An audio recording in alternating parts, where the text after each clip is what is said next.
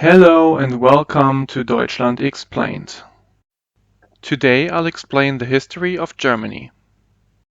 Let's go. This is a map of Europe with today's borders.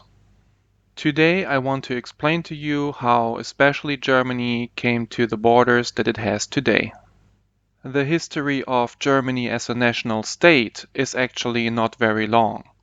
Various German tribes have been active for a very long time and they have been mostly busy with fighting the Roman Empire, but there was no common ground for Germany as a national state for the longest time. This is Europe in about 115 after Christ. The Roman Empire rules over most of the continent. At this time, the German tribes probably didn't work together a lot, but they had at least one common enemy, which was the Roman Empire. And they were actually very successful in keeping the Roman Empire from expanding more and more into the north and the northeast of Europe. At the end of the 8th century, the West German tribe of the Franks, under the leadership of Karl, was actually able to form the first kind of national state of Germany. Karl became the first German king, and in the year 800, also the first German emperor.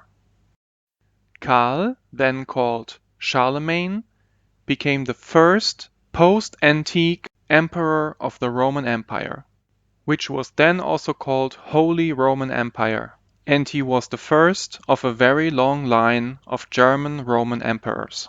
From the 15th century on, the Holy Roman Empire was then even called Holy Roman Empire of German Nation. Here we can roughly see the territory of the Holy Roman Empire during the 13th century. During the next century, the territory shrunk a little bit, mainly because the church state was built. The Holy Roman Empire of German Nation was actually a very stable and powerful empire within Europe, especially economically, because of the Hanseatic League. But the state consisted of many German individual states with own interests, and all of that led to a lot of political unrest. In simple words, the Holy Roman Empire of German Nation was eventually dissolved by Napoleon Bonaparte, and after Napoleon's defeat, there was for a long time no German national state anymore.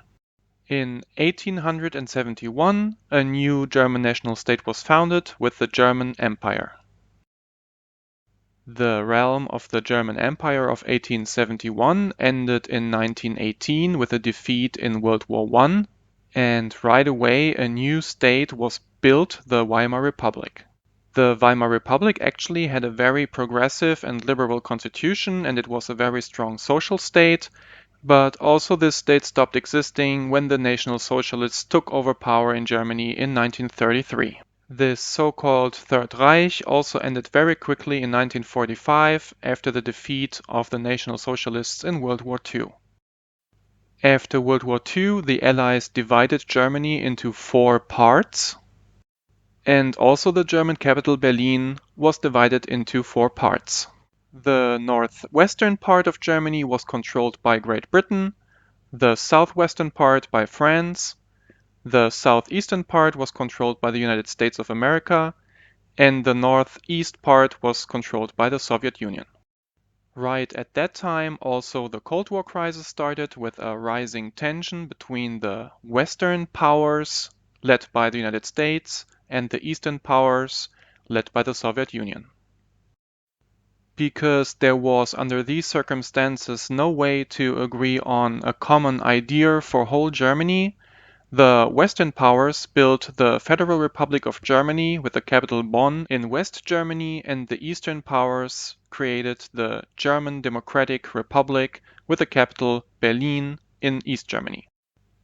So not only the country was separated into 2 parts, but also Berlin was, and for the most part it was impossible for people to just cross the border. The people in East Germany were systematically observed by the state. They barely had any freedoms, the economy wasn't doing well, and there were also no free and independent elections. And then they also started building the wall in Berlin that was designed to help the state to keep the citizens inside of their own territory. The name Berlin Wall became famous, but actually the whole border between East Germany and West Germany was highly observed and protected by East German soldiers, and every person that would try to cross the border would be shot by the state of East Germany.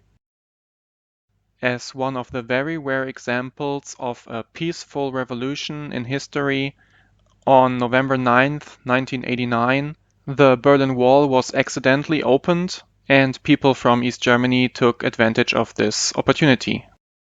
As a result, the idea of the German Democratic Republic was given up, and the East German states were added to the Federal Republic of Germany, and that is how we got our borders today.